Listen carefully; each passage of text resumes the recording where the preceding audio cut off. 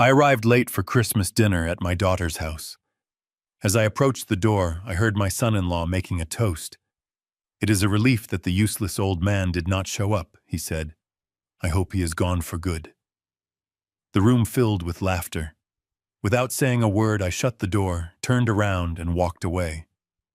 An hour later, their perfect Christmas celebration turned into a financial nightmare. My name is Rick Caldwell. I am 70 years old. For 4 decades, I poured my blood and sweat into building a commercial real estate firm in Chicago. I did it for my family. When my wife Evelyn passed away, my world stopped. I stepped down as chief executive officer, handing daily operations to my son-in-law Derek. I wanted to spend my twilight years enjoying peace surrounded by my daughter Megan and her husband. I bought them a $3 million mansion in Winnetka. I paid in cash a gift to secure their future. This year, heavy Chicago snow made the roads slick, causing me to be 30 minutes late for our holiday dinner. I parked in their long driveway carrying a beautifully wrapped silver box in my coat pocket. Inside was the title to a brand new Porsche Cayenne. I bought it as a surprise bonus for Derek, thanking him for taking the reins of the company. I walked up the icy stone steps to the grand front porch. The massive mahogany front door was sitting slightly ajar, likely left open by one of their wealthy friends who had stepped out for a quick smoke. I could smell the scent of expensive roasted meats and fresh pine wafting through the cold winter air. I reached out to push the door open and announce my arrival, but a voice stopped me dead in my tracks. It was Derek. His voice was loud, slightly slurred from wine. He tapped a spoon against crystal, demanding attention. Then he spoke words that altered our lives forever. "A toast," Derek announced, "to a Christmas miracle. It is a relief that the useless old man did not show up. I hope he is gone for good, so we do not have to keep pretending to care about his rambling stories." I stood frozen. The biting winter wind was nothing compared to the ice filling my veins. But the true heartbreak, the moment that shattered my soul, was not Derek's words. It was the sound that followed. The dining room erupted in laughter. Cutting through the noise was a high, melodic laugh I would recognize anywhere. It was Megan, my daughter, the little girl I used to carry on my shoulders. She was laughing, clinking her glass with the man who wished for my death. If you are just starting to watch this story, now take a deep breath, because what I am about to tell you is something I never imagined would happen under a roof that I paid for. If you have ever been betrayed by the people you sacrificed everything for, please hit the like button right now and tell me in the comments where you are watching this video from and what time it is there right now. It brings a little warmth to this old man's heart to know which corner of the world is listening to me. What would you do in my shoes? Would you kick the door down? Would you storm into the dining room and scream at them? Leave a comment and let me know. But let me tell you what I did. When you have spent 40 years swimming with absolute sharks in the corporate world, you learn a vital lesson. Anger makes you reckless. Silence makes you dangerous. I did not burst through the door. I did not shed a single tear. I reached out, grabbed the heavy brass handle, and gently pulled the door shut until I heard the latch click. I locked their cruel laughter inside. I turned my back to the warm glow of the house and walked down the frozen driveway toward my car. I sat in the driver's seat, listening to the quiet hum of the engine. I reached into my coat pocket and pulled out the silver gift box. I untied the red velvet ribbon. I pulled out the crisp legal title to the Porsche. Slowly and methodically, I tore the thick paper right down the middle. Then I stacked the halves and tore them again. I rolled down my window and let the harsh Chicago wind carry the shredded pieces of paper away into the dark, snowy night. Next, I reached for my phone. My hands were not shaking. My mind was completely clear. I dialed the private concierge number for my bank. The representative answered on the second ring. "Good evening, Mr. Caldwell. How can we assist you on this holiday night?" I gave him my secure passphrase and verified my identity. Then I gave my first order. I need you to immediately freeze and permanently cancel the 2 Black Centurion credit cards issued to Megan and Derek Lawson. The banker paused, typing on his keyboard. Certainly, sir. May I ask if there has been fraudulent activity on these accounts? I looked out the windshield at the mansion, my eyes narrowing. Yes, I replied. A massive, unforgivable fraud. Cut the lines instantly. Decline all pending charges. By the time I put my car in drive and pulled out of that neighborhood, their financial life support had been officially unplugged. They were still inside drinking $1,000 champagne, completely oblivious to the fact that their golden goose had just grown teeth. They thought I was a clueless, useless old man.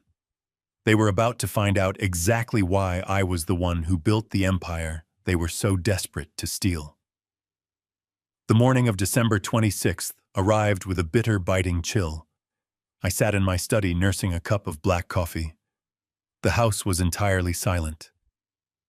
I did not sleep much the night before at all.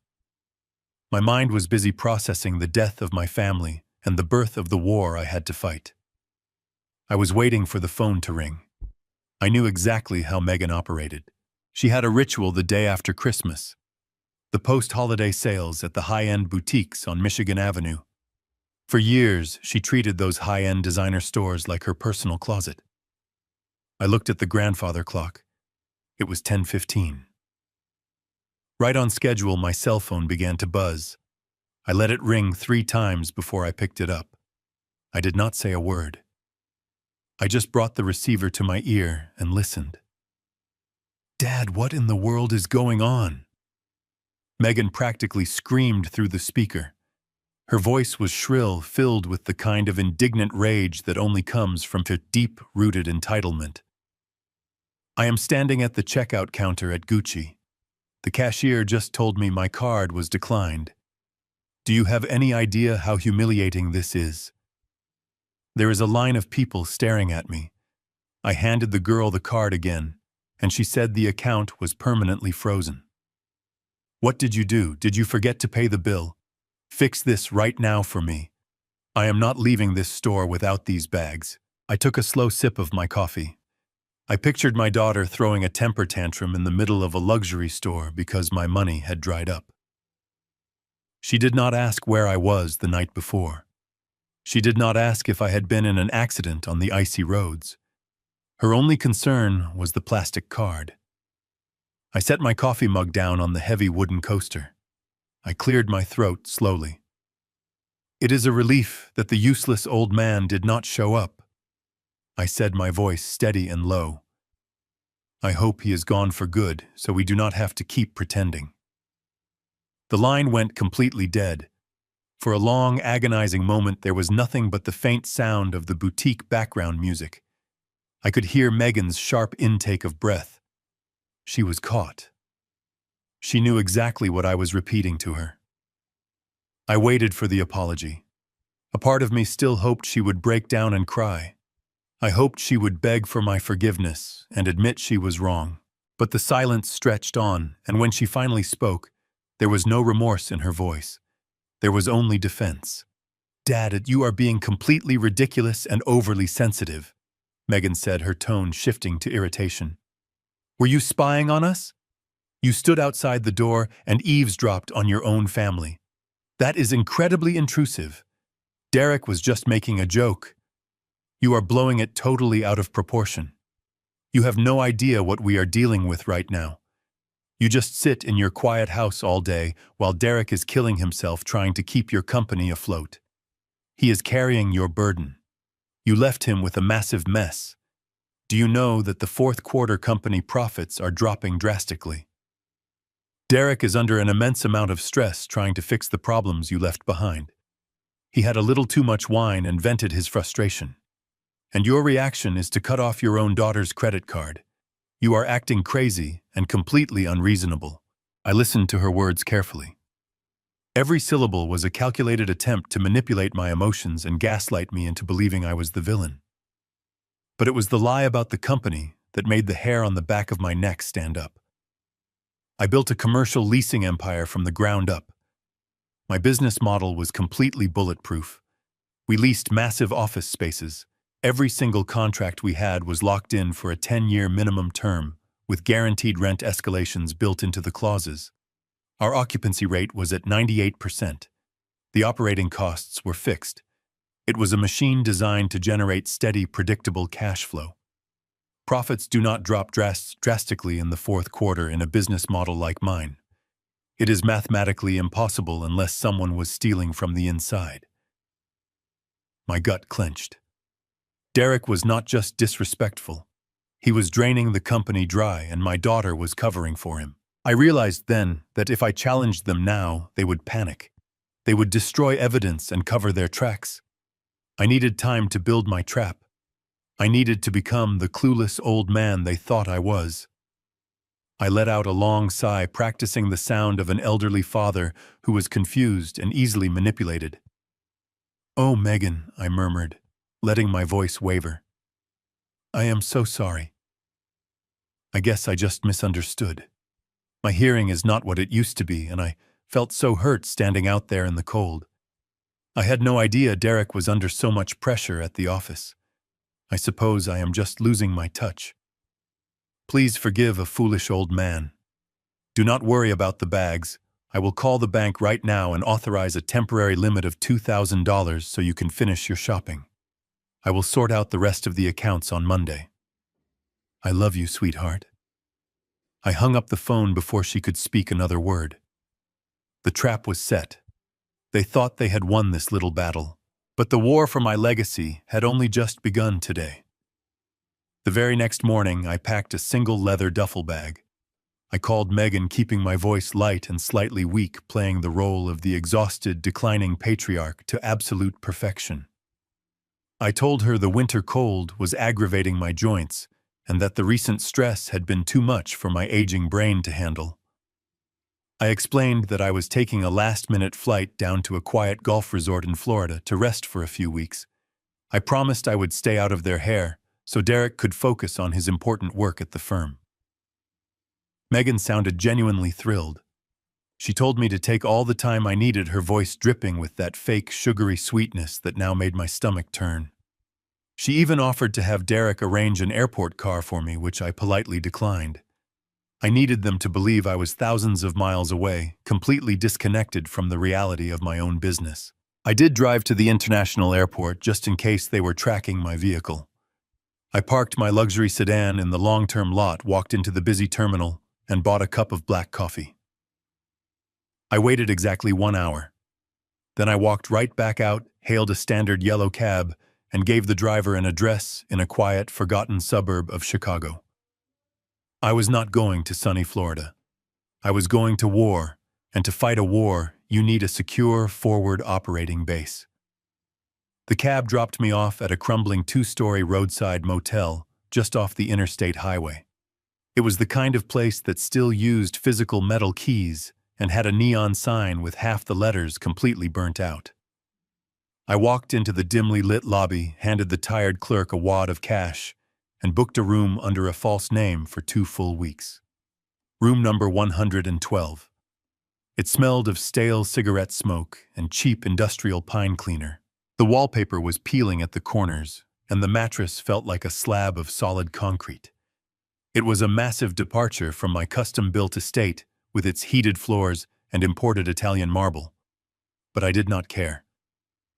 The stark contrast between my actual millions and this dingy, depressing little room only fueled the cold, hard anger burning inside my chest. It sharpened my focus and cleared my mind. This cheap motel was exactly what I needed right now. It was completely off the grid and entirely invisible. As soon as I locked the heavy deadbolt and pulled the dusty blackout curtains shut, I retrieved a prepaid burner phone from my winter coat pocket. I had purchased it with cash the previous afternoon. I sat on the edge of the squeaky bed and dialed a number I knew perfectly by heart. It was the direct, secure line to my longtime attorney and closest confidant, Ben Foster. Ben was a ruthless, brilliant corporate lawyer who had helped me navigate the treacherous waters of Chicago real estate for over 30 years. He picked up on the very first ring.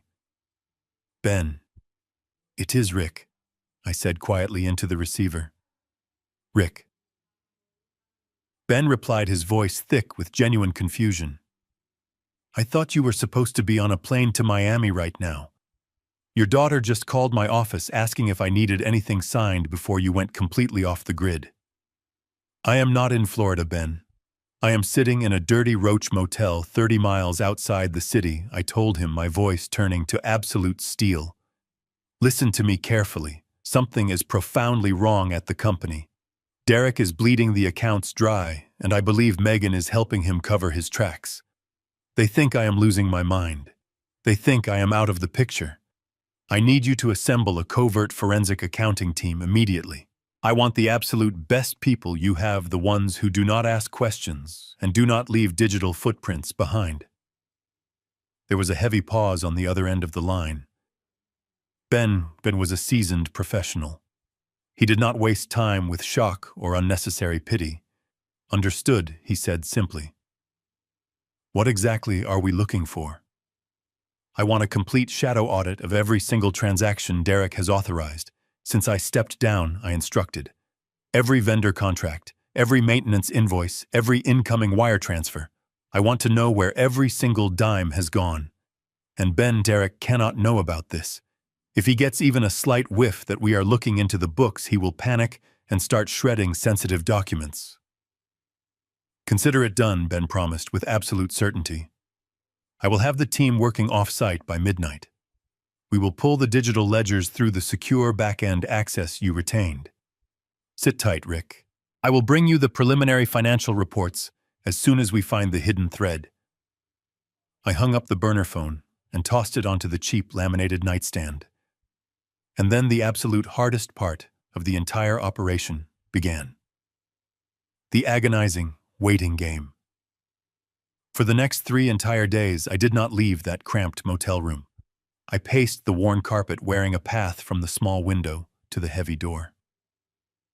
I survived on terrible, greasy diner food delivered by a local teenager who did not care who I was. I ate cold hamburgers and drank bitter, burnt coffee from a styrofoam cup. I stared at the peeling wallpaper while my mind raced with dark possibilities.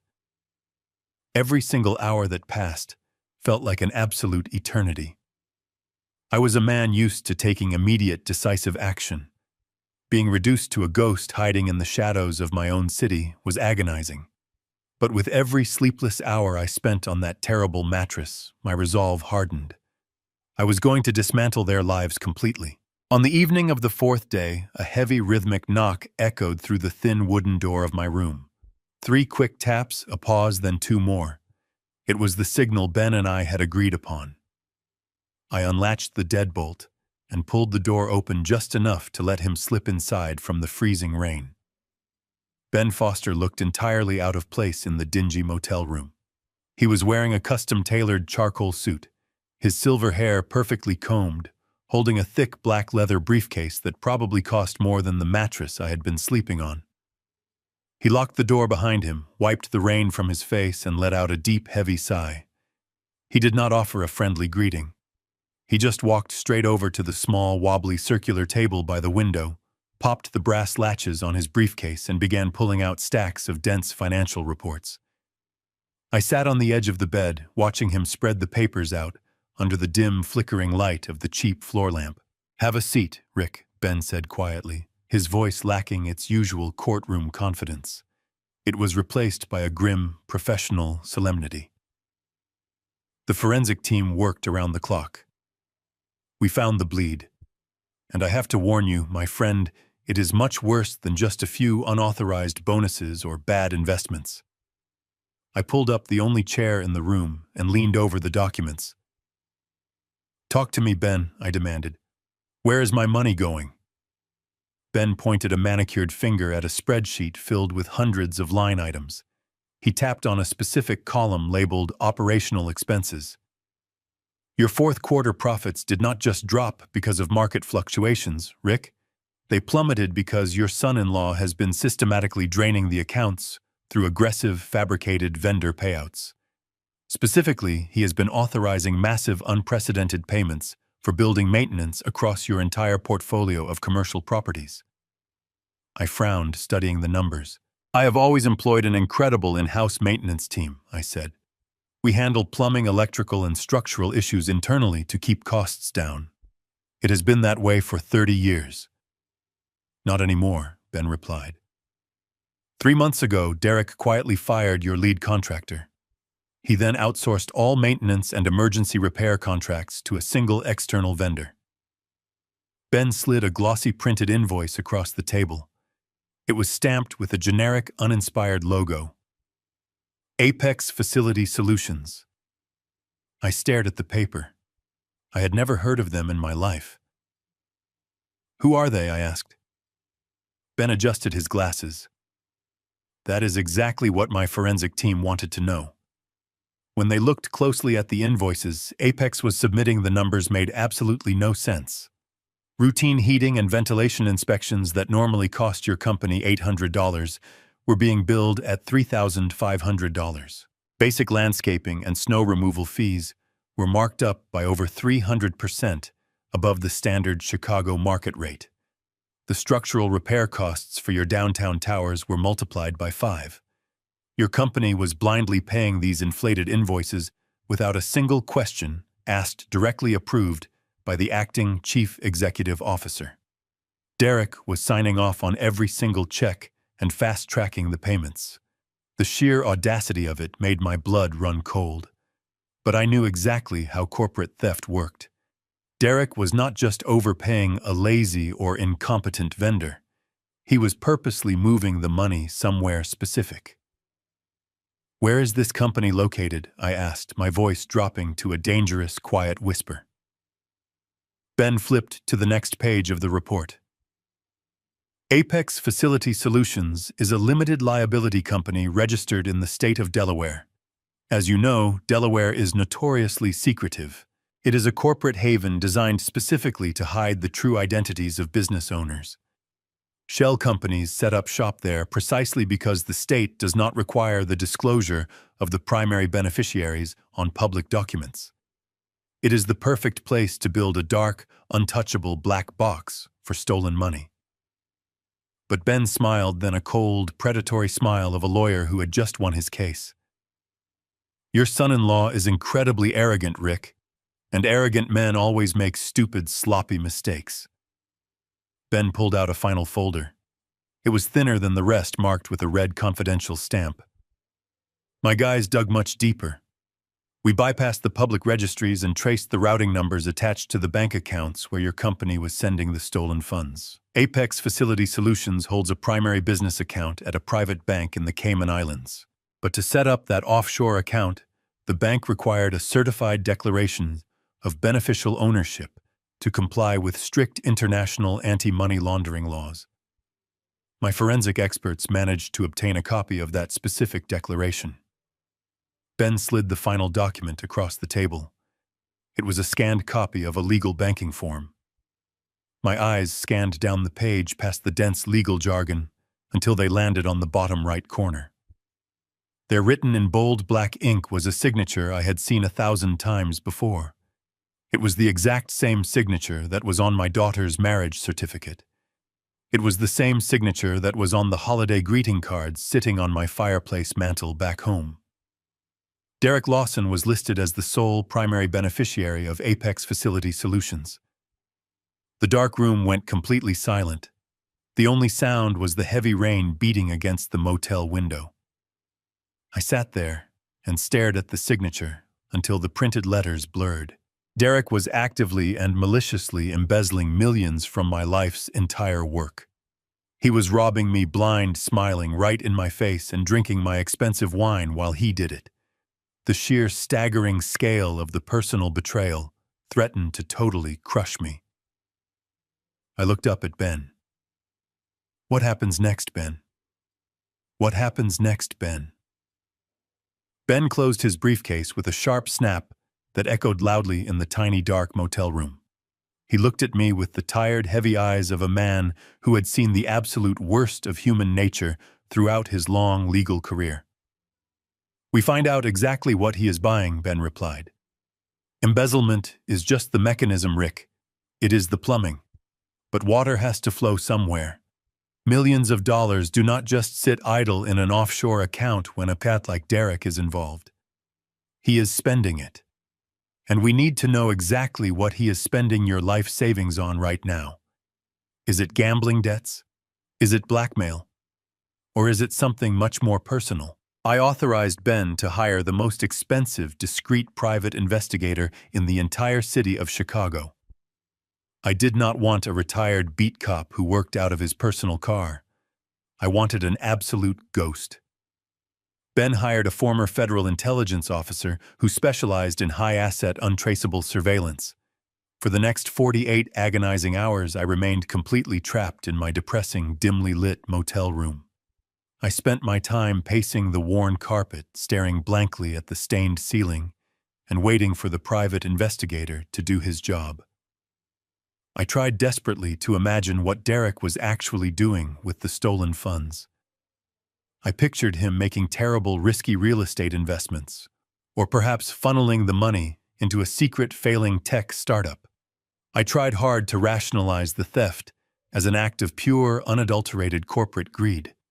But the ultimate truth was far more cliché and far more sickening than I could have ever imagined. On the cold morning of the second day, a heavy, unmarked manila folder was slipped quietly under my motel room door. There was no knock. I slowly got out of bed, picked it up off the floor, and carried it over to the wobbly circular table. I poured myself a cup of stale, bitter coffee and carefully opened the flap. Inside the thick folder was a stack of crisp, high-resolution photographs printed on expensive, glossy paper, along with a detailed, formally typed surveillance report. The very first picture showed Derek stepping out of his luxury company-leased Mercedes sedan. He was definitely not at the corporate office. He was standing casually in front of a sleek, ultra-luxury high-rise residential tower located right in the vibrant heart of downtown Chicago. It was a famous building widely known for housing wealthy professional athletes and celebrity chefs. According to the private investigators' meticulously typed notes, the massive penthouse suite on the 42nd floor was currently being leased for an astonishing $25,000 a month. The primary tenant listed legally on the master lease agreement was not a real person. It was Apex Facility Solutions. My stolen maintenance funds were directly paying the rent on a billionaire playground in the sky. I flipped slowly to the next photograph, and my stomach instantly dropped. It was a perfectly clear picture of Derek walking confidently into the grand marble lobby of the glass tower. His right arm was wrapped tightly and intimately around the slender waist of a young woman. She was incredibly beautiful, with long, flowing blonde hair, wearing a designer winter coat that easily cost more than my first car. She could not have been a day older than 24. The next photo showed them sitting closely at an exclusive, dimly lit restaurant, sharing a very expensive bottle of wine and laughing together. The picture after that was taken through the massive floor-to-ceiling windows of the penthouse itself, showing the two of them passionately kissing on a white velvet sofa. The investigator had successfully documented a full-blown, unapologetic romantic affair. I sat back heavily in my cheap plastic chair and let the disgusting, bitter reality wash entirely over me. Derek was not just a greedy corporate thief. He was a complete and utter moral failure.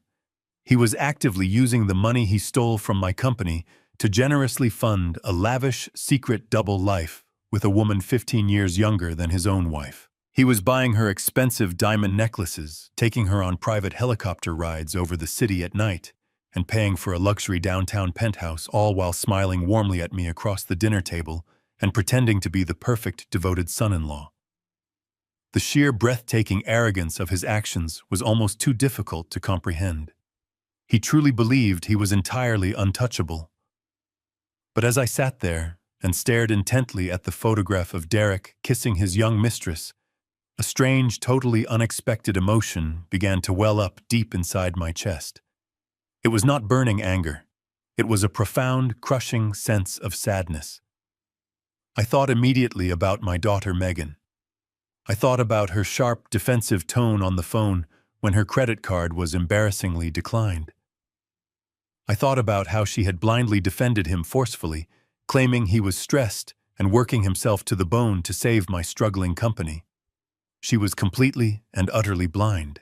She was defending a manipulative man who was actively betraying her in the most deeply humiliating way possible. Megan was spoiled entitled, and she had certainly broken my old heart by laughing at his cruel Christmas toast. But she was still my only child. She was still the sweet little girl I used to read bedtime stories to every single night. In my mind, the entire narrative suddenly shifted. Megan was not the evil mastermind behind the corporate theft. She was just a clueless, tragic victim. Derek was manipulating her mind just as much as he was trying to manipulate me. I felt a sudden fierce urge to protect my daughter. I wanted to pack my bags, drive straight to their mansion in Winnetka, and show her exactly who she married. I grabbed my coat off the back of the cheap plastic chair and picked up my car keys from the laminated nightstand. I was ready to leave that miserable motel room drive back into the city and lay those photographs out on my daughter's kitchen island. I wanted to hold her tightly while she cried and tell her that we would get through this terrible betrayal together. I reached for the brass doorknob, my hand trembling slightly. But right as my fingers wrapped around the cold metal, I froze. A sudden thought pierced through my protective, fatherly instincts. It was a memory. I closed my eyes and allowed myself to go back to that freezing Christmas night on the porch. I heard Derek's arrogant voice making that disgusting toast. But more importantly, I heard the reaction. The dining room erupted in laughter. Cutting sharply through the noise was Megan's laugh. It was not a polite chuckle or the nervous laugh of a woman keeping the peace. It was loud mocking and entirely genuine. She had found the idea of my death deeply amusing. My hand slowly slipped off the doorknob. I took a step back into the dim room. I remembered the furious phone call the morning after. Megan had not sounded like a victim. She sounded vicious. She instantly jumped to defend Derek, lying smoothly about the dropping profits and trying to aggressively gaslight me into believing I was losing my mind. In the ruthless world of commercial real estate, I survived for 4 decades by following one unbreakable rule. Never confront a hostile opponent until you possess all the cards. If I went to Megan now and she was somehow complicit, I would be showing my hand. She would warn Derek. They would drain the accounts, shred documents, and tie me up in endless litigation. My fatherly heart desperately wanted to believe she was innocent, but my gut screamed at me to wait. I needed absolute proof of where she stood. I dropped my keys back onto the nightstand and picked up my prepaid burner phone. I dialed the private investigator's number. He answered with his usual flat tone. "I need you to escalate the surveillance," I told him, my voice stripped of emotion. "I do not just want pictures anymore. I need to hear what he is saying when he thinks no one is listening. I want audio." The investigator paused. "That is a significant step up, Mr. Caldwell," he warned quietly. "Planting listening devices in a private residence is highly illegal." "I am not asking you to bug the penthouse or my house in Winnetka," I replied smoothly. "Derek drives a silver Mercedes-Benz. That car is not his personal property. It is officially registered to my corporate holding company, and as the majority shareholder, it belongs entirely to me. I want you to plant a micro-audio transmitter inside that vehicle. I want it hardwired into the electrical system so it never runs out of battery." "Consider it done," the investigator replied. "I will track the vehicle tonight. It should be active by tomorrow morning." I hung up the phone and sat heavily on the edge of the uncomfortable bed. The die was cast. There was no going back now. I had crossed the line from a concerned father into a calculated hunter. The next morning, a secure software link was sent to my burner phone. I clicked it, and a digital audio dashboard loaded. I put in a pair of cheap earbuds and waited. For the first few hours, there was nothing but the soft hum of the car's engine and the rhythmic clicking of the turn signal. Then I heard the heavy thud of the door closing. Derek's voice filled my ears crystal clear, as if he were sitting next to me. He was ordering coffee at a drive-through window. I listened as he complained about his latte. For 2 agonizing days, I lived inside that digital audio feed. I listened to hours of mundane, boring conversations. I heard Derek taking conference calls with my executive board sounding professional while he discussed the future of the company he was destroying.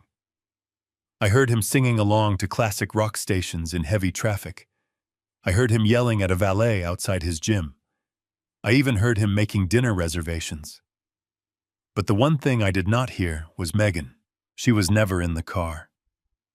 The tension inside the motel room grew thicker with every passing hour. I was trapped in purgatory, desperately hoping I was wrong about my daughter, yet terrified of what I might hear. The silence from her end was almost worse than a confession. It left too much room for my imagination to run wild. I barely slept. I kept the earbuds in my ears even when I laid down in the dark, the faint static serving as my only connection to the outside world. I was waiting for the other shoe to drop. I knew Derek could not keep his 2 double lives separated forever. Eventually, he was going to make a critical mistake. On the afternoon of the 3rd day, the sky outside my motel window turned a bruised, stormy gray. A heavy winter rain began to pelt the glass, matching the gloomy atmosphere inside my small room. I was sitting quietly at the wobbly table, staring blankly at the peeling wallpaper, sipping my terrible cold coffee. I was beginning to wonder if planting the bug had been a waste of time. My eyes felt heavy from the lack of sleep. I rested my forehead against my hand. Then, without any warning, the audio feed suddenly crackled to life with a sharp burst of static. The heavy passenger side door of the expensive Mercedes opened and slammed shut with a solid, expensive thud. The interior cabin of the luxury car finally settled into a very quiet hum. The moment of truth had finally arrived for me. I held my breath as the faint rustling of heavy winter coats rubbed against the leather seats. Then a voice broke the silence. It was Megan. She let out a long, exhausted sigh. "Derek, turn the heat up," she complained. "It is absolutely freezing out there, and I cannot feel my hands." Her voice was unmistakable. It was the exact same voice that had laughed at my expense on Christmas night. I instinctively leaned closer to my phone, my heart pounding a heavy rhythm against my ribs. For a brief, fleeting second, a wave of fatherly instinct washed over me. I wanted to reach through the speaker and warn her about the man sitting right next to her. I wanted to tell her about the photographs of the downtown penthouse and the young blonde woman. I waited for Derek to say something sweet and manipulative, playing the part of the devoted husband. Instead, he groaned in frustration, the sound of the car being shifted into drive echoing in the feed. "I cannot deal with this right now," Derek muttered, his tone dripping with profound irritation. "She is becoming completely unmanageable, Megan. She called my private line 3 times while I was in the middle of a board meeting this morning. I told her not to do that." I furrowed my brow in the dim motel room. Who was he talking about? Was it a demanding client? An angry vendor? I listened closely as the sound of the windshield wipers swept back and forth across the glass. "You need to handle her," Derek, Megan replied sharply, her voice devoid of any warmth. "That is your mess, not mine. I told you from the very beginning that I do not care what you do on your own time, as long as it does not interfere with our long-term plans. But she is getting reckless." What did she want this time? "She wants more money," Derek complained bitterly. "She saw the new designer handbags you bought after Christmas, and now she is throwing a massive temper tantrum. She says the $25,000 a month for the penthouse is not enough anymore. She wants a direct allowance increase. She is threatening to show up at the corporate office if I do not wire her another $10,000 by Friday. She says she feels ignored." I sat completely paralyzed on the edge of the cheap motel bed. The air in my lungs turned to solid ice. There was absolutely no mistaking the context of this conversation. Derek was openly complaining to my daughter about his mistress. He was discussing the expensive penthouse I was unknowingly paying for. I braced myself, waiting for Megan to scream. I waited for her to slap him across the face, to demand a divorce, to break down in agonizing tears of ultimate betrayal. Any normal wife would have completely destroyed the interior of that car upon hearing her husband whine about his demanding young lover. But my daughter did not scream. She did not cry. She let out a short, cynical laugh that sounded like nails scraping against a chalkboard. "Oh, poor baby," Megan mocked coldly. "Are the consequences of your own actions finally catching up with you? Listen to me very carefully, Derek. You chose to set up a playground in the city so you deal with the absolute headache that comes with it. Give her the extra $10,000. Take it out of the inflated maintenance budget you pulled from my father's accounts last week.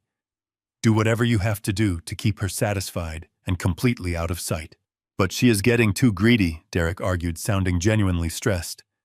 "If we keep draining the corporate accounts to keep her quiet, your father might eventually notice the discrepancies." Megan scoffed loudly. "My father is not going to notice anything," she said, with absolute chilling confidence. "He is a tired, clueless old man who is too busy playing golf in Florida to look at a single spreadsheet. Besides, we are almost at the finish line. Just keep her quiet for 3 more months until we finalize the medical paperwork. Once that is done, the entire estate is ours. Then you can have all the fun you want, and I never have to pretend to care about him ever again. If you think a cheating son-in-law is bad, wait until you hear what your own flesh and blood is capable of. Hit that like button if your jaw is dropping, because mine hit the floor." Let me pause here for a moment. Have you ever experienced a shock so profound that your brain physically stops processing reality? That is exactly what happened to me. I reached up and pulled the cheap earbuds from my ears. My hands were violently shaking. I dropped the burner phone onto the wobbly table and stared blankly at the peeling wallpaper of the motel room. The bitter coffee in my stomach suddenly felt like toxic acid. Megan knew. She knew everything. She was not a victim. She was not a poor, naive wife being lied to by a master manipulator. She was the architect. She was a willing and active participant in the systematic theft of my life's work. She was entirely fine with her husband sleeping with another woman in a luxury penthouse as long as the stolen money kept flowing into her own pockets. My daughter, the little girl I had spent my entire life trying to protect and provide for, had looked me right in the eyes with a sweet smile while she plotted my ultimate demise. The words she spoke echoed relentlessly in my mind. "Until we finalize the medical paperwork." What medical paperwork? What exactly were they planning to do to me in 3 months? The sheer calculation of her voice was utterly terrifying. It was not a crime of sudden passion or temporary greed. It was an act of pure, absolute evil. The recording continued to play, the steady rhythm of the windshield wipers serving as a grim metronome to my impending doom. I sat completely still, barely daring to breathe, as Derek let out a heavy sigh that crackled through the cheap speaker of my burner phone. He did not sound like a man plotting the ultimate destruction of his own father-in-law. He sounded like a middle manager discussing a tedious quarterly report.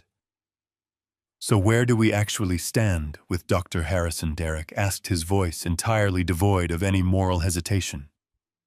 "Have you made the final arrangements with him? I need to know the timeline before I make any more moves with the offshore accounts." Megan answered without missing a single beat.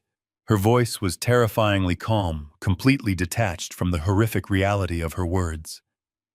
"Dr. Harrison is fully on board," she said smoothly. "I had lunch with him on Tuesday. He has already started subtly backdating Dad's medical records. He is adding small fabricated notes about memory lapses, bouts of sudden confusion, and erratic behavior during routine checkups that never actually happened. By the time we file the official petition in probate court this spring, there will be a perfectly documented airtight paper trail showing a rapid and irreversible cognitive decline. He is going to give us an official diagnosis of severe advanced stage dementia." My blood ran completely cold. I knew Dr. Harrison. He was not just a random physician. He was a highly respected neurologist in the city, a man I had trusted with my health for over 15 years. I had recommended him to friends. I had donated to his medical charity. And now, for whatever dark and greedy reason, he was actively conspiring with my own daughter to completely erase my existence. I listened paralyzed as the conversation in the car delved into the legal mechanics of my destruction. Derek sounded genuinely impressed, and Harrison is absolutely certain the courts will not question the diagnosis he asked. Megan laughed, a sharp, dismissive sound that cut me right to the bone. "Why would they question it?" she replied mockingly. "Dad is 70 years old. He has been acting tired and withdrawn ever since Mom died. He literally just ran off to a golf resort in Florida because he claimed his aging brain needed rest. He is practically writing the narrative for us. Once Dr. Harrison submits the sworn medical affidavit, we file for an emergency medical conservatorship. The judge will declare him legally incompetent. At that exact moment, he loses every single right he has. He will not be able to sign a contract, hire a lawyer, or even access his own checking account. He will be a legal ghost." I squeezed my eyes shut, the sheer staggering magnitude of their plot crushing my chest. They were not just stealing my company. They were going to steal my freedom. They were going to strip away my basic human rights and reduce me to the legal status of an infant. But the absolute worst part was yet to come. Derek shifted in his seat, the leather creaking loudly over the audio feed. "So what happens to him after the judge signs the order?" Derek asked. "We cannot just keep him in his house. He might try to talk to someone or wander off." Megan did not hesitate. Her response was so incredibly cold, it defied human nature. "We are not keeping him at home," she stated firmly. "I have already toured a private high-security memory care facility in upstate New York. It is a locked ward. The doors require keypads to open from the inside, and they heavily medicate the residents to keep them docile and easy to manage. It is incredibly expensive, but it looks like a luxury resort on the outside, so no one in our social circle will ever question our intentions. They will just praise me for making the difficult choice to put my poor, sick father in a safe place. He will go in the doors, will lock, and he will never come out." I felt a wave of profound nausea wash over me. My own daughter was calmly discussing locking me in a psychiatric prison for the rest of my natural life. She was planning to drug me into submission, trapping my completely sane mind inside a chemically altered body just to get me out of the way. I grasped the edge of the wobbly table to keep myself from falling out of the chair. Why? Why go to such extreme diabolical lengths? The answer came just a few seconds later. Once he is officially locked away and declared fully incapacitated, the clauses of the family trust are automatically triggered. Megan explained, her voice practically vibrating with raw greed. The $25 million sitting in the investment accounts will immediately transfer to my complete control as his only living heir and legal guardian. We can dissolve the real estate company, sell off the commercial properties, and liquidate the offshore accounts. The money becomes entirely ours, free and clear, without any oversight. The audio feed faded into the mindless hum of the engine, but I could no longer hear it. I slowly pulled the cheap earbuds away and dropped them. I sat completely frozen in the suffocating silence of the motel room, entirely alone. The dark shadows on the walls seemed to twist violently around me. I had built a $25 million fortress to protect my family, and they were using it as the very weapon to bury me alive. They would strip me of my dignity, my wealth, and my freedom. They wanted me heavily medicated in a locked room until I took my final breath. This was not just a simple financial crime. It was a deliberate, cold-blooded execution of my life. I stared blankly at the dark screen of the cheap burner phone. I was now staring straight into the abyss. The suffocating silence of that cheap motel room pressed down on my shoulders with the crushing weight of a collapsed building. I slowly lowered my head into my trembling hands. For the first time since my beautiful wife Evelyn passed away, I completely broke down. I wept. Not the quiet, dignified tears of an old man, but the raw, agonizing sobs of a father mourning the death of his only child. The pain physically radiated from my chest, sharp and relentless, like a jagged blade twisting into my ribs. I gasped for air, but the oxygen in the room felt entirely depleted. Every single sacrifice I had made over the last 40 years, every late night at the office, every missed vacation, every dollar I saved to build a legacy for my family had just been weaponized against me. I was completely shattered. The foundation of my entire existence had been ruthlessly ripped away, leaving me to free fall into a pit of absolute despair. I felt nauseous, dizzy, and physically sick to my stomach as the reality set in. As the tears streamed down my weathered face, my mind violently pulled me back in time. I was transported back to a sterile, brightly lit hospital room 3 years ago. The persistent rhythmic beeping of the heart monitor echoed in my memory. I was sitting in a stiff plastic chair right next to Evelyn's bed. My wife of 45 years was losing her long, brutal battle with cancer. Her skin was incredibly pale, and her breathing was shallow and uneven. I held her frail hand in mine, feeling the life slowly slipping away from the only woman I had ever truly loved. I was terrified. I was a man who commanded boardrooms and negotiated multi-million-dollar real estate deals, but in that hospital room I was utterly powerless. Then I felt a warm, reassuring hand gently rest on my left shoulder. It was Megan. She was 32 years old at the time. She knelt down beside my chair, wrapped her arms tightly around my neck, and rested her tear-stained cheek against my face. I could still smell the faint, comforting scent of lavender perfume she always wore. I could still feel the gentle pressure of her hands holding me together when I felt like falling apart. I remember the exact words she whispered into my ear as we watched Evelyn take her final, peaceful breath. She said, "Do not be afraid, Dad. You are not alone. I am here. I will always protect you. We are going to get through this together, just the two of us." I clung to those words. I clung to my daughter as my sole anchor in a world that had suddenly gone incredibly dark. I handed the company over to Derek shortly after that day, believing with all my heart that I was securing a bright, prosperous future for the people who loved me most. But the memory of her warm embrace was violently ripped away by the chilling echo of the audio recording. "Just keep her quiet for 3 more months until we finalize the medical paperwork." The contrast between the loving daughter in the hospital room and the ruthless monster in the Mercedes was too immense to comprehend.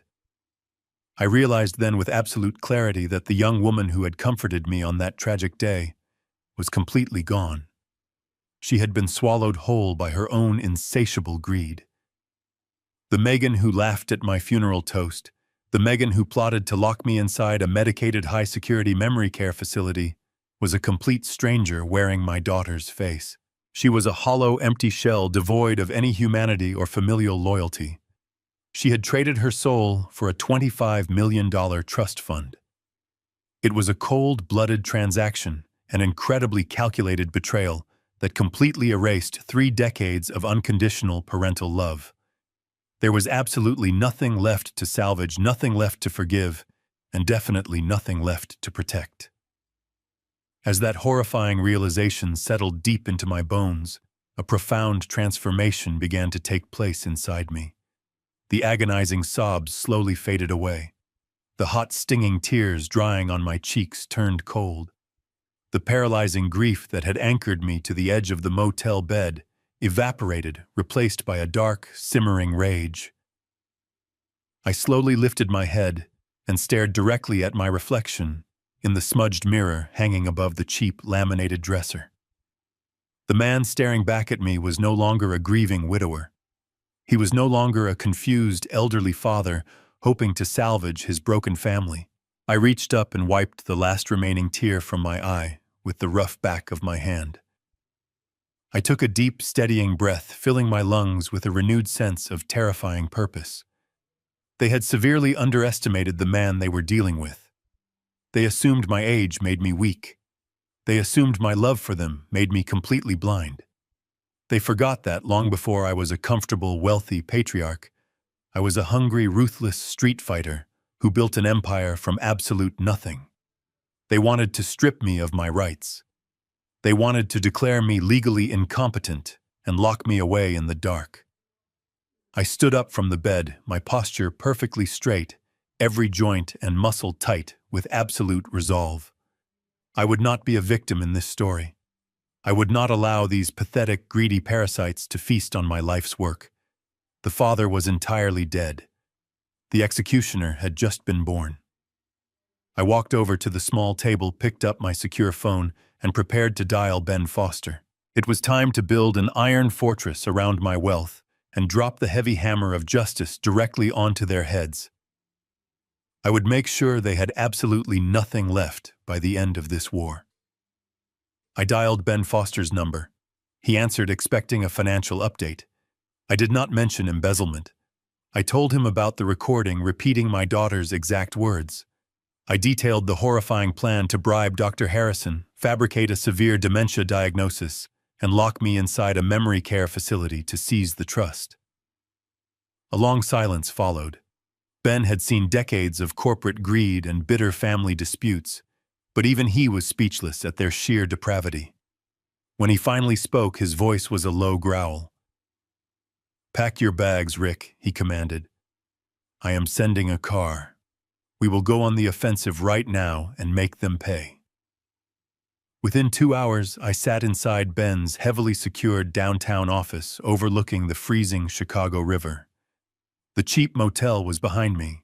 I was finally back in my true element, comfortably surrounded by dark mahogany wood and the quiet, steady hum of absolute power. Ben paced the floor. "We cannot wait for them to file the emergency medical conservatorship," he explained, looking me directly in the eye. "In probate court, the first one to strike controls the narrative. If they file an affidavit from Harrison claiming you are incapacitated, the judge might freeze your assets instantly. We must preemptively destroy their entire medical foundation." "And how exactly do we do that?" I asked, my voice steady and cold. "By proving beyond a shadow of a single legal doubt that your mind is sharper than a steel trap," Ben replied. "We are going to build an iron fortress around your cognitive health." Over the next 5 days, I embarked on the most grueling, exhaustive medical journey of my entire life. Ben did not just book one doctor. He leveraged his extensive network to secure emergency private appointments with 3 of the most prestigious, top-tier neurological specialists in the entire state of Illinois. These were men and women who chaired hospital departments and testified as expert witnesses in federal cases. They were completely unbribable, highly respected, and ruthless in their clinical evaluations. I walked into each clinic under an assumed name, completely off the grid, ensuring that neither Megan nor Derek could ever trace my medical appointments. The medical testing was incredibly rigorous and demanding. I spent hours inside loud, claustrophobic magnetic resonance imaging machines, allowing them to take highly detailed, 3-dimensional scans of my brain tissue. I sat across from stern neuropsychologists who peppered me with complex cognitive puzzles, memory retention exercises, and rapid-fire mathematical equations. I was asked to recall obscure historical facts, draw intricate geometric shapes from memory, and navigate confusing verbal mazes designed specifically to catch even the slightest hint of mental decline. I did not just pass these examinations. I completely obliterated them. At the end of the grueling week, I sat back in Ben's office as he laid 3 thick, beautifully bound medical dossiers onto his desk. Each file contained a notarized, legally binding affidavit from the independent specialists. The results were absolutely unanimous and completely undeniable. Not only did I not have severe dementia, but the doctors noted that my cognitive function, memory retention, and executive reasoning were performing at a level that was exceptional for a man 20 years younger than me. My brain was perfectly healthy, incredibly sharp, and functioning flawlessly. I now possessed the ultimate impenetrable shield against their diabolical asylum plot.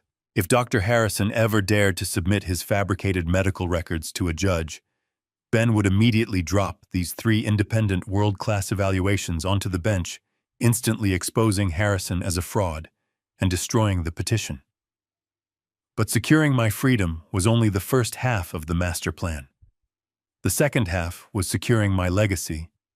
With the medical affidavits safely locked inside Ben's fireproof vault, we turned our attention to the $25 million family trust. The trust was the ultimate prize Megan and Derek were salivating over. It was the sole reason they were willing to drug me and lock me away. I watched as Ben pulled the original heavily stamped trust documents from his filing cabinet. He laid them out flat on the mahogany table. I looked down at the paper, seeing my daughter's name listed prominently as the sole primary beneficiary and the designated medical power of attorney. Seeing her name now filled me with a profound, sickening disgust. "Draw up the paperwork, Ben," I ordered, my voice lacking any trace of hesitation. "I am completely dissolving this structure. We are going to rewrite the entire trust from the ground up." Over the next 6 hours, Ben and I meticulously dismantled the financial safety net I had spent 40 years building for my child. I legally revoked Megan's status as my medical proxy, ensuring she could never make a single healthcare decision on my behalf. Then we moved to the massive assets. I completely removed her name as the beneficiary of the trust. I removed Derek's name from every single secondary clause. I stripped them of any legal claim to my real estate portfolio, my offshore accounts, and my personal estate. I locked them out completely and permanently. I created a new airtight trust managed by Ben's firm with strict instructions that upon my death, the entire $25 million fortune would be donated to various medical research charities. Megan and Derek would not inherit a single penny. They would get absolutely nothing forever. But the most crucial part of this financial restructuring was the absolute secrecy. Ben filed the new trust documents under a heavily shielded privacy layer. Megan and Derek would have absolutely no idea the money was gone. They would continue to plot, continue to steal, and continue to bribe Dr. Harrison, completely unaware that they were fighting for a prize that no longer existed. The Iron Fortress was fully constructed, and I was sitting safely inside. Now it was time to step back out into the light and play the role of the perfect, helpless victim. I returned from Florida exactly 1 week later. I made sure to book a commercial flight from Miami to Chicago, just in case they were checking passenger manifests. I deliberately chose not to shave for 3 days, letting a patchy beard grow to make my face look sunken and tired. I purchased a wooden cane at the airport pharmacy. When my cab pulled up the snowy driveway of the Winnetka mansion, I did not march to the front door like the owner. I took a deep breath, slumped my shoulders, and leaned on the cane, dragging my feet across the icy pavement. Derek opened the mahogany door before I could even knock. He wore a crisp cashmere sweater purchased with my stolen money. "Welcome home, Dad," he said, his voice dripping with forced enthusiasm. "Florida really looks like it took it out of you." I offered him a weak, trembling smile. "The humidity was terrible," I muttered, my voice raspy and thin. "I just could not seem to catch my breath down there." Megan appeared in the foyer, rushing to take my coat. "Oh, Dad, you look exhausted," she cooed, her face twisted into a mask of perfect concern. "Come inside and sit down by the fire. I made your favorite pot roast for dinner." I allowed them to guide me into the formal dining room, playing the role of the helpless, declining patriarch flawlessly. As I sat at the head of the long oak table, I took a moment to observe my surroundings. The room was decorated beautifully, funded entirely by my hard work, and occupied by 2 people who wanted to lock me in a psychiatric ward. The sheer hypocrisy of the scene was enough to make my stomach turn, but I maintained my fragile facade. Derek poured me a small glass of red wine, asking casual questions about the golf courses in Miami. I purposely stumbled over my answers. I pretended to forget the name of the resort I had supposedly stayed at. I rubbed my temples, constantly closing my eyes and letting out long, frustrated sighs. I am sorry, Derek, I mumbled, staring blankly at my plate. My memory has been so terribly foggy lately. I just cannot seem to hold on to the details anymore. Megan reached across the table and patted my hand affectionately. Her touch, which once brought me so much comfort, now felt like the cold, slimy scales of a venomous snake. "It is okay, Dad," she whispered softly. "You are just getting older. That is why we are here to help you manage everything. You do not have to worry about the heavy lifting anymore." I nodded gratefully, swallowing a piece of dry meat that tasted like ashes in my mouth. Inside my perfectly healthy, razor-sharp mind, I was analyzing every single micro-expression on their faces. I could see the hidden, greedy gleam in my daughter's eyes. I could see the arrogant smirk tugging at the corner of Derek's mouth. They thought they were watching a great oak tree slowly wither and die, completely unaware that the roots beneath the soil were already wrapping around their throats. As the dinner plates were cleared away by the housekeeper, the real performance began. Megan walked over to the antique sideboard and retrieved a sleek leather folder. She brought it back to the table and laid it gently in front of me, smoothing the edges with her manicured fingers. "Dad, before you go upstairs to rest, Derek needs a quick favor," she said, her tone light and entirely casual. "With the end of the year approaching, the accounting department needs your signature on a few standard tax documents to finalize the corporate filings. It is just routine paperwork, nothing to worry your tired head about." I looked down at the documents. To the untrained eye of a declining old man, they looked like standard tax disclosures. But I had spent 40 years reading complex legal contracts. I recognized the specific layout, the dense legal jargon, and the notary stamps positioned at the bottom. This was not a tax document. It was a preliminary medical power of attorney transfer. It was the crucial first step they needed to establish legal dominance over my healthcare decisions before Dr. Harrison submitted his fake diagnosis to the judge. They were slipping the noose around my neck while offering me a warm cup of tea.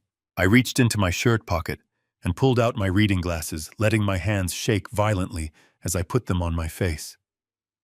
"These letters are so incredibly small," I complained, squinting hard at the page. "Megan, my throat is terribly dry. Could you please go to the kitchen and bring me a glass of warm water with lemon?" Megan smiled sweetly, eager to accommodate her helpless victim. "Of course, Dad. I will be right back." She turned on her heel and walked through the swinging doors into the kitchen. Derek immediately pulled out his cell phone, typing a quick message, completely ignoring me. This was my only window. I reached inside the inner pocket of my suit jacket. Ben Foster had prepared a visually identical, utterly meaningless corporate document with the exact same margins and font. In one swift, fluid motion that completely betrayed my frail act, I swapped the legal power of attorney form with the useless decoy. I slipped their dangerous document into my coat just as the kitchen doors swung open. Megan returned, placing the warm water gently in front of me. "Thank you, sweetheart," I whispered, picking up the pen. I let my hand tremble dramatically as I slowly scribbled my signature at the bottom of the fake page. I pushed the folder back toward Derek. "I hope that helps the company," I said quietly. Megan picked up the folder, a triumphant, wicked smile flashing across her beautiful face. "It helps more than you will ever know, Dad," she replied. I smiled back. She had absolutely no idea. The next morning I woke up feeling a strange sense of absolute clarity. The successful sleight of hand at the dinner table was a minor victory, but it proved that my daughter and son-in-law were entirely blinded by their own arrogant greed. They were moving forward with their plan, assuming I was nothing more than a frail obstacle waiting to be legally removed. But to completely dismantle their asylum plot, I needed to neutralize their star witness. I needed to deal with Dr. Harrison. I left the Winnetka mansion under the pretense of taking a slow morning walk to clear my foggy head. Instead, a sleek black town car was waiting for me 2 blocks down the snow-covered street. I climbed into the warm back seat where Ben Foster and my private investigator were already waiting. I handed Ben the fake power of attorney document I had successfully swapped the night before. Ben smiled, tucking it safely into his leather briefcase. "Now let us talk about the doctor," I said, looking across the seat at the investigator. "Why is a highly respected neurologist with a lucrative private practice risking his entire medical license to help my daughter commit federal fraud?" The investigator opened a thick manila folder and handed me a stack of financial printouts. "Because Dr. Harrison is completely drowning," the investigator explained in his flat, professional tone. Behind his pristine white coat and his framed medical degrees, the man has a crippling, out-of-control gambling addiction. He spends his weekends flying private to underground poker games and offshore sports betting rings. He has completely liquidated his retirement accounts, taken out 3 secret mortgages on his house, and he currently owes over $2 million to some very dangerous, unforgiving people. "My daughter found his weak spot," I murmured, studying the staggering negative balances on the bank statements. "She offered him a massive bribe to wipe out his debts in exchange for my fake dementia diagnosis." "Exactly," Ben agreed. "But a gambling debt of that magnitude leaves a very messy, desperate trail. To keep his creditors at bay while he waited for your daughter's payout, Dr. Harrison had to find alternative streams of immediate cash. He got incredibly sloppy." The investigator pulled out a second stack of papers. "These are pharmacy records and offshore wire transfers.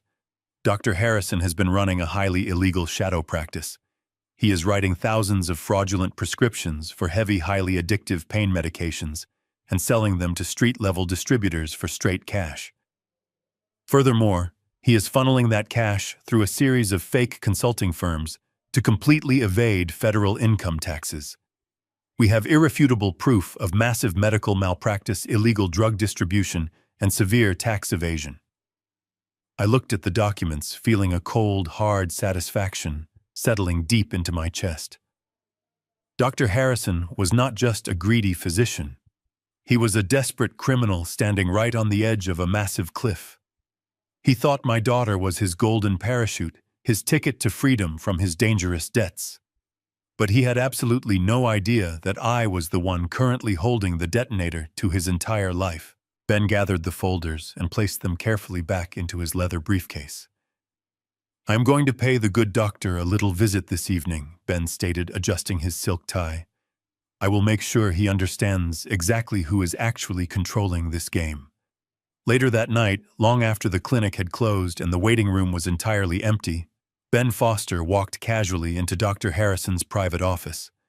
The doctor was sitting at his large oak desk, exhausted reviewing patient files. He looked up in shock as Ben locked the heavy wooden door behind him and took a seat without being invited. "Who are you?" Harrison demanded, reaching for his desk phone. Ben just smiled, his eyes cold and predatory, and placed the thick manila folder directly onto the center of the desk. "I am a man who can put you in federal prison for the next 20 years before the sun comes up tomorrow," Ben replied smoothly. "Open the folder, doctor." Harrison hesitated, his hands trembling slightly as he opened the cover. He stared down at his own illegal prescription logs, the photographs of his secret meetings with known drug distributors, and the detailed ledgers of his massive hidden offshore tax evasion accounts. The blood completely drained from his face, leaving his skin the color of dirty chalk. He looked like a man who had just been handed his own death sentence. "Where did you get these?" Harrison whispered, his voice cracking with absolute terror. "What do you want from me?" Ben leaned forward, resting his elbows on the polished desk. "I represent Richard Caldwell," he said quietly. Harrison visibly flinched at the sound of my name. "You have been conspiring with his daughter to falsify his medical records and steal his estate. It was a very bold, very stupid plan, but tonight that plan officially changes. You no longer work for Megan Lawson. You work exclusively for us. If you refuse, I will personally hand-deliver this entire folder to the Federal Bureau of Investigation, the Drug Enforcement Administration, and the Internal Revenue Service at exactly 8:00 tomorrow morning. You will lose your medical license, your home, and your freedom forever."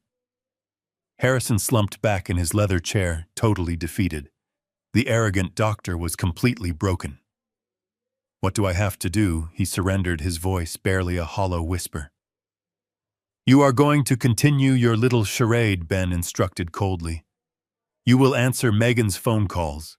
You will tell her everything is proceeding exactly as she planned.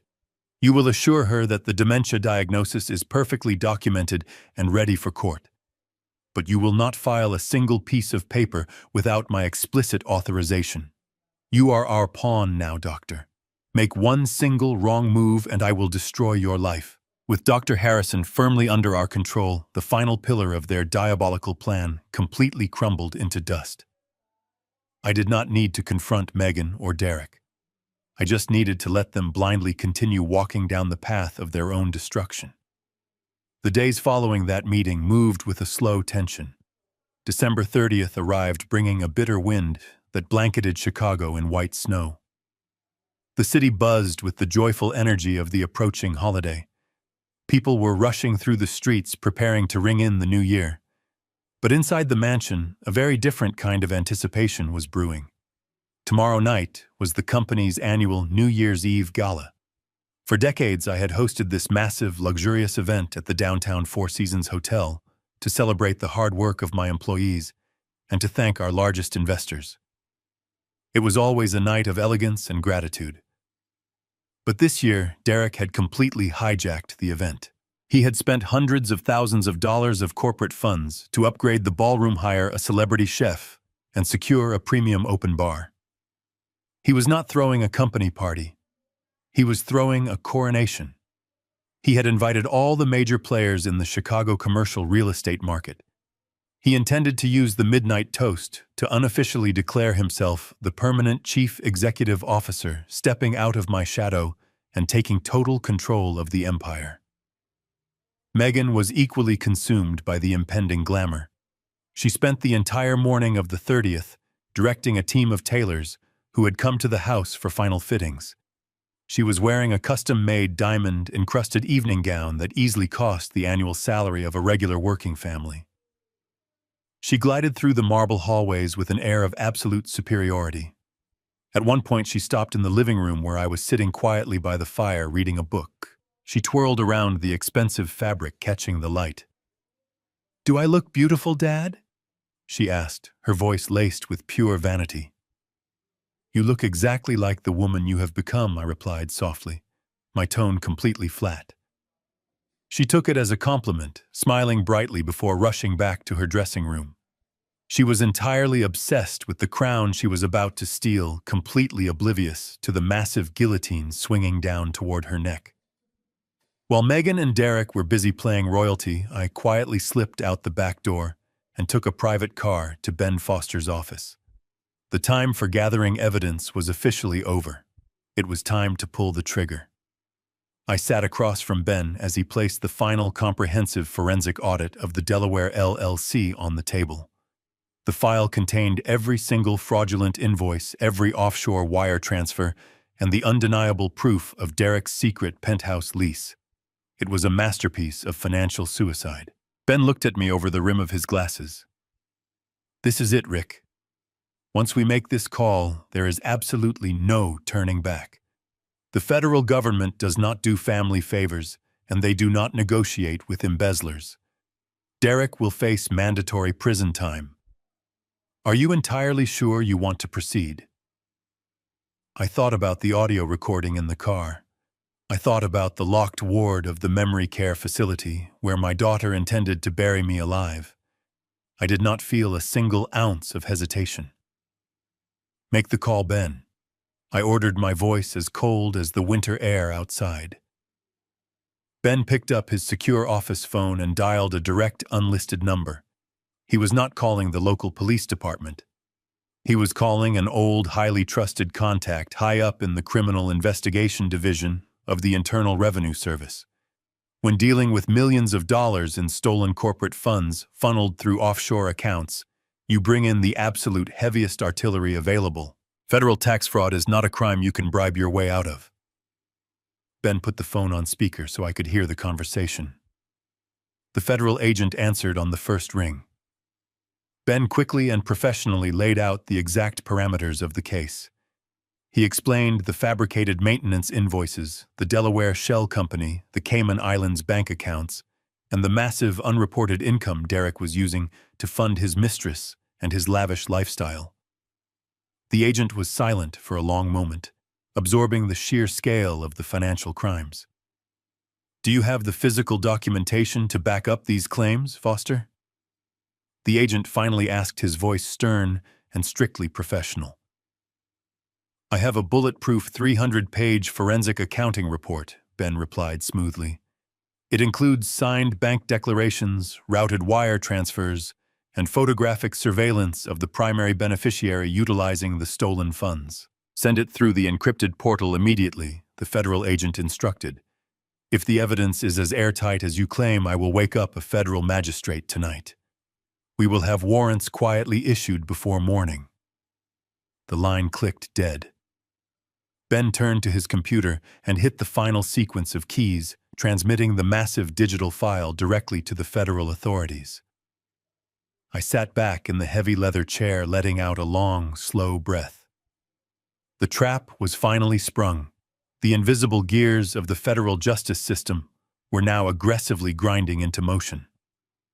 Derek was spending his afternoon writing a self-congratulatory speech for the gala, completely unaware that heavily armed federal agents were currently reviewing his entire life, preparing to rip it apart. I stood up, buttoned my winter coat, and looked out the massive office window at the darkening Chicago skyline. The city lights were beginning to flicker to life against the snowy backdrop. Tomorrow night, I would put on my finest tuxedo. I would walk into that grand hotel ballroom, and I would watch the man who tried to destroy me lose absolutely everything in front of the entire world. The eve of destruction had arrived. The Four Seasons Hotel in downtown Chicago was a monument to absolute luxury, and on New Year's Eve it became the exclusive playground of the city elite. I stood outside the heavy glass doors for a brief moment, feeling the sharp, biting chill of the winter wind off Lake Michigan, before handing my coat to the valet and stepping into the magnificent lobby. The grand ballroom on the second floor had been transformed into a breathtaking spectacle of corporate wealth. Massive crystal chandeliers cast a warm golden glow over hundreds of guests. Waiters in crisp white jackets moved seamlessly through the crowd, carrying silver trays loaded with crystal flutes of imported vintage champagne and delicate caviar appetizers. A sophisticated jazz quartet played softly on a raised stage, providing the perfect soundtrack for the powerful men and women who controlled the commercial real estate market of the entire Midwest. It was an atmosphere of pure, unfiltered extravagance. But as I rode the silent elevator up to the event, I knew that every single dollar funding this lavish celebration had been siphoned directly from my life's work. This was not a celebration of corporate success.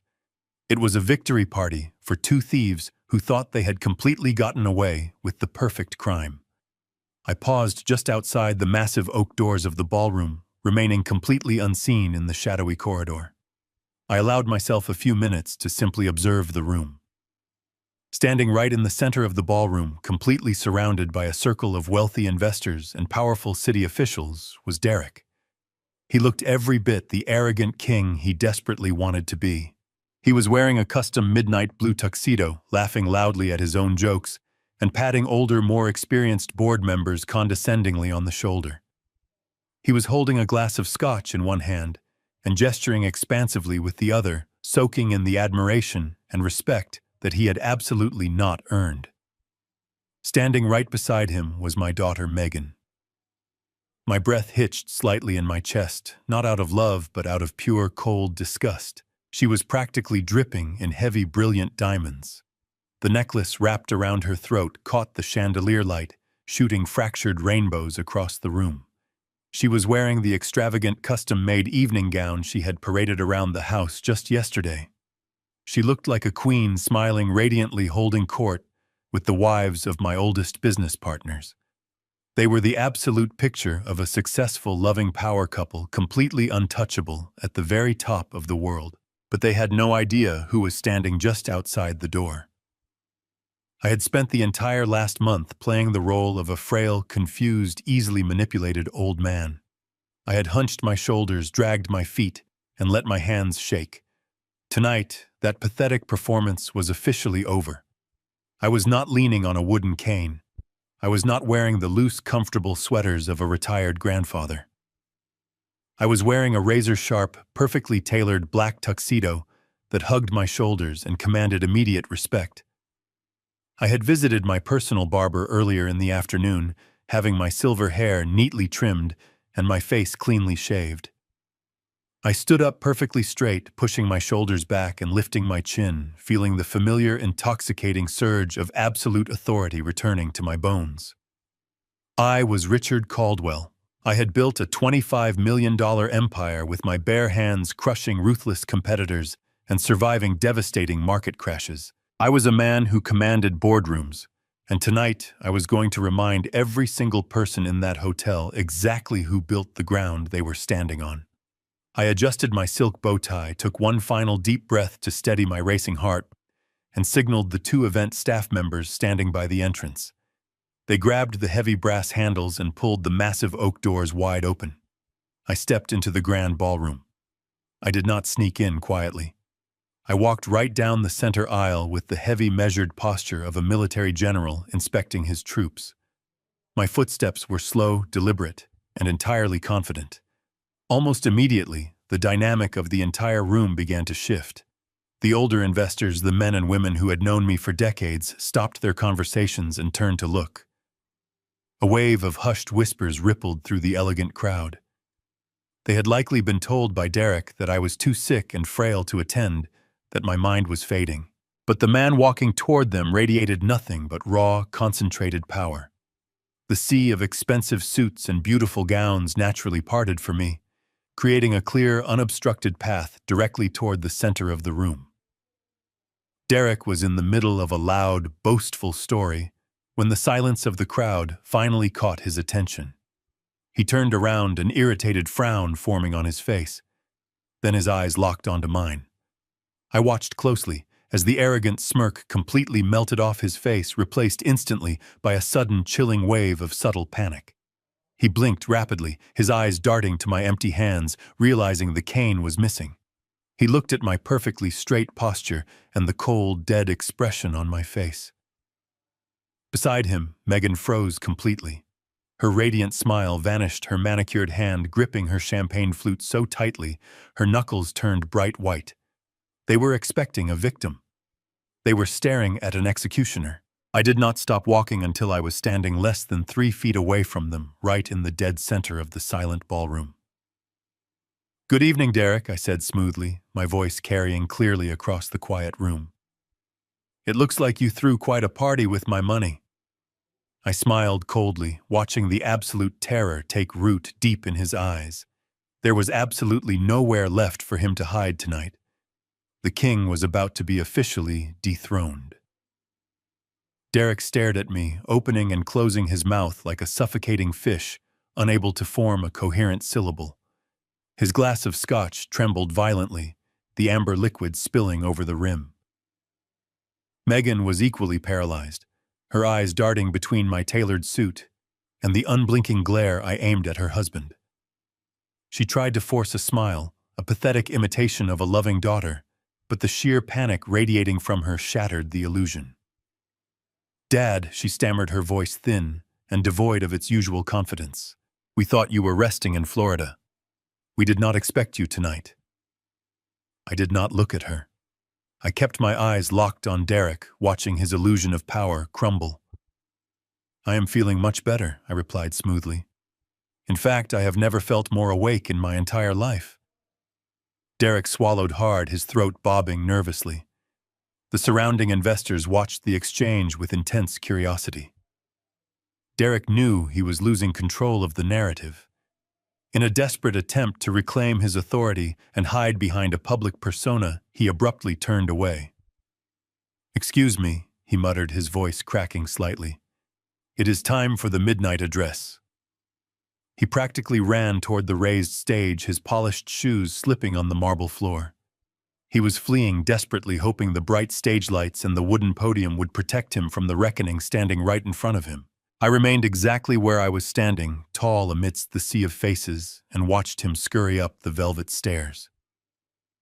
The sophisticated jazz quartet faded into silence as Derek nervously tapped the microphone.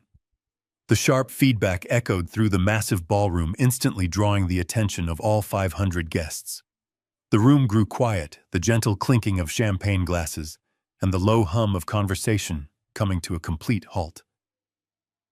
Derek gripped the edges of the wooden podium so tightly, his knuckles turned white. He leaned into the microphone, clearing his throat, desperately, trying to project the image of a seasoned, confident corporate leader. "Good evening, ladies and gentlemen," Derek began, his voice projecting through the massive speakers, though a slight tremor betrayed his underlying terror. "Thank you all for joining us tonight to celebrate another incredibly successful year for our firm." I stood silently in the crowd, my hands clasped respectfully behind my back, listening to the absolute hypocrisy of his words. "As I look out at all of you tonight," Derek continued, finding a fraction of his rhythm as he fell back on his rehearsed script, "I am reminded of the heavy burden of leadership and the immense responsibility of guiding this incredible company into the future. But more importantly, I am reminded of the core principles that this entire empire was built upon." He paused dramatically, looking out over the crowd, intentionally avoiding my gaze. "Those principles are family values and ultimate trust. We are not just a business. We are a family. And trust is the foundation that allows us to thrive, to grow, and to protect the legacy of those who came before us." The sheer, staggering irony of his speech was almost physically nauseating.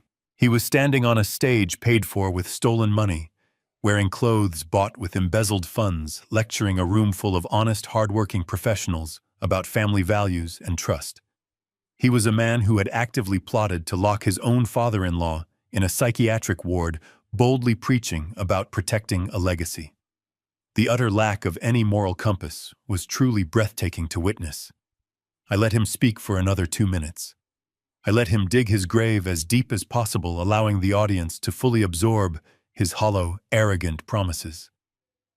Then I decided the charade had gone on long enough. I slowly began walking toward the stage. I did not rush at all. I took my time, my black leather shoes making no sound against the thick carpet.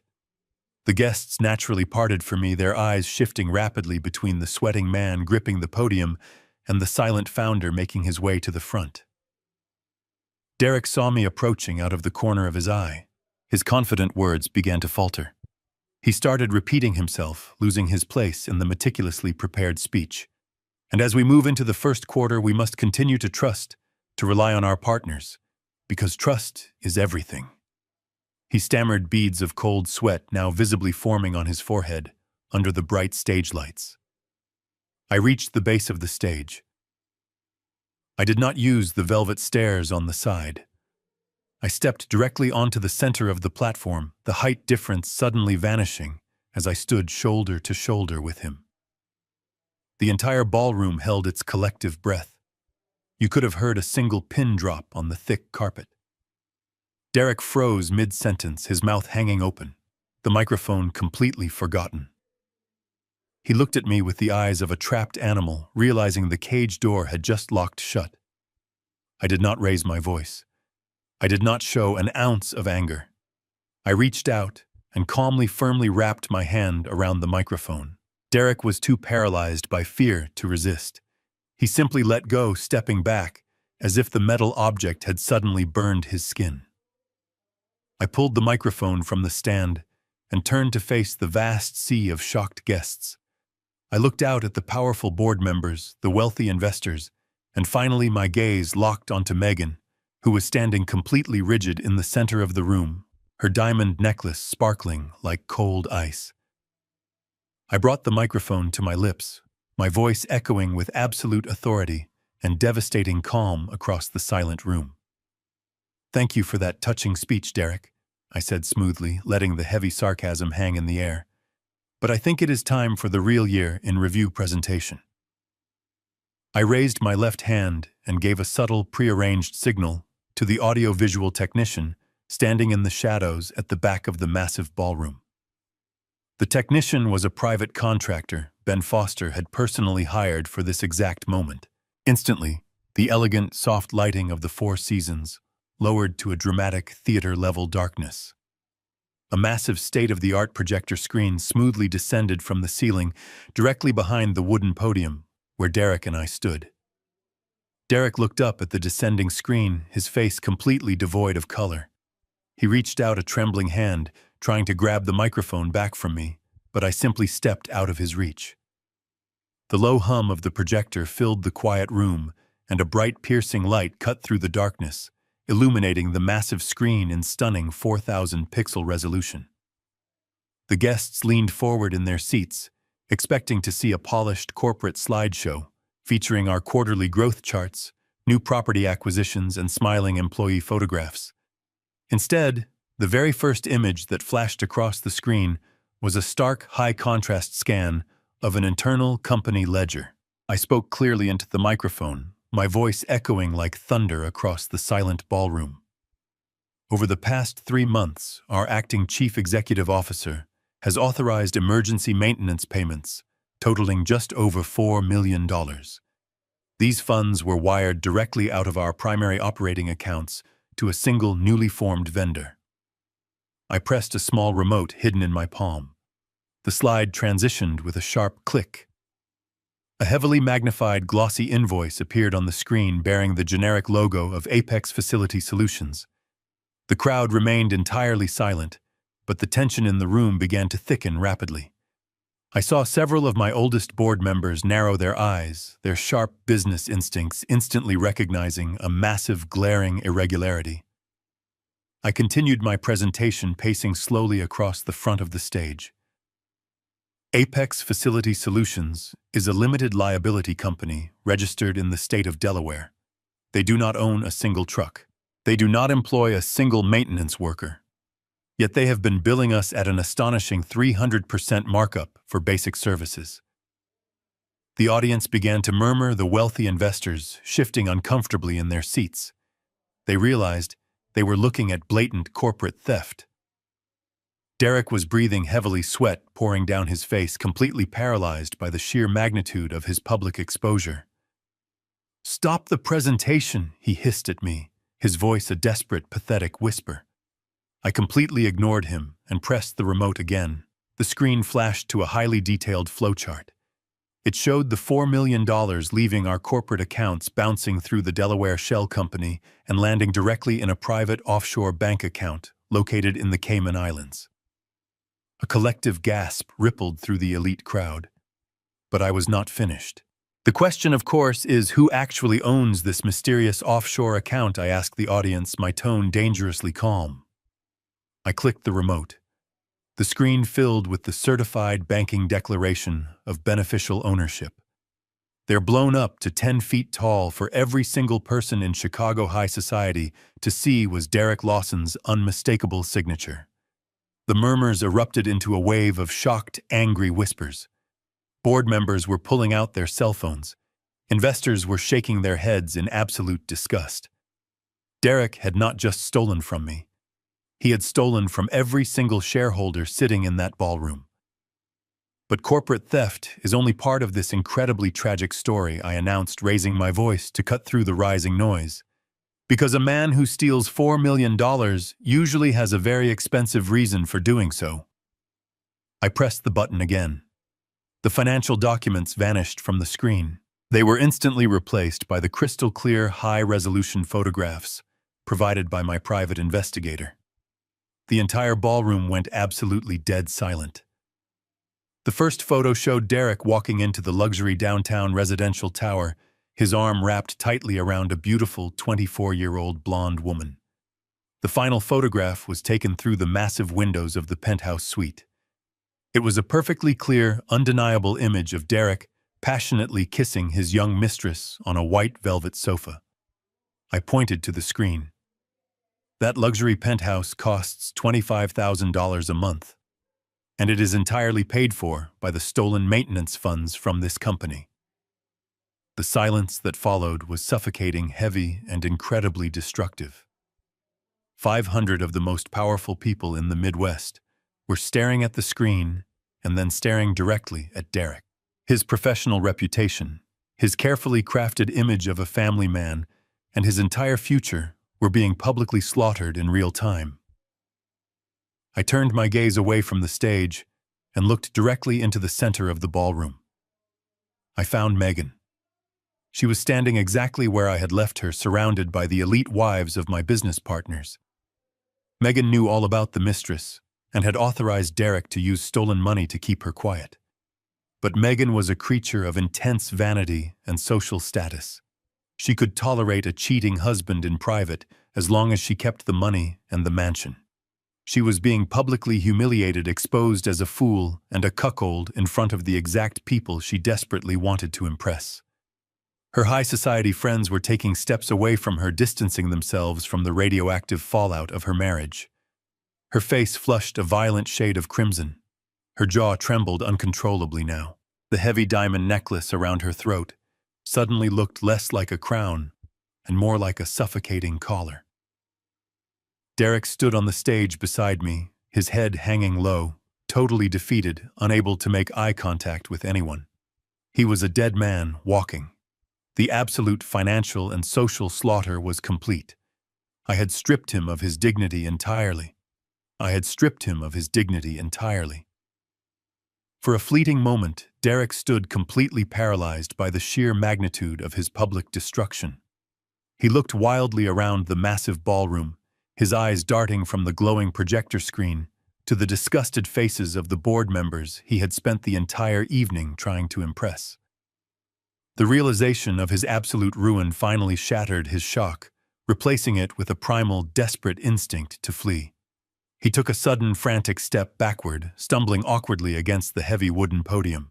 He looked toward the side exit of the stage, his body language screaming that he was about to make a pathetic run for the service elevators, hidden behind the heavy velvet curtains. But his cowardly escape plan was violently interrupted before he could take another single step. A loud crash echoed from the back of the room as the heavy oak doors were thrown violently open. The sound was so sudden that guests gasped, turning their heads in alarm. The jazz quartet completely froze. Through the doorway strode a tight formation of men and women who stood in terrifying contrast to the sea of tuxedos and designer gowns. They were not wearing silk. They wore dark windbreakers with bold yellow lettering printed across their backs. IRS Criminal Investigation. Flanking them were 4 uniformed officers from the Chicago Police Department, their hands resting firmly on their duty belts. The lead federal agent was a tall, imposing man with close-cropped gray hair and a face carved from granite. He did not pause to admire the crystal chandeliers.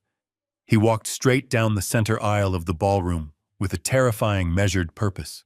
The wealthy elite of Chicago commercial real estate, the same people who had just been sipping vintage champagne, scrambled to get out of his way. They practically shoved each other aside, parting like the Red Sea, to create a wide path directly to the stage. Nobody wanted to be standing near the blast radius of a federal tax raid. Derek watched the agents approach with an expression of pure horror. His legs finally gave out, and he slumped heavily against the wooden podium to keep from collapsing onto the floor. He looked over at me, his face slick with cold sweat, his mouth opening and closing in a desperate plea for a rescue that was never going to come.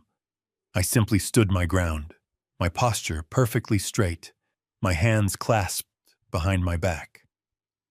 I watched the consequences of his arrogance march up the velvet stairs. The lead agent stepped onto the stage, his heavy boots thudding against the wooden floorboards.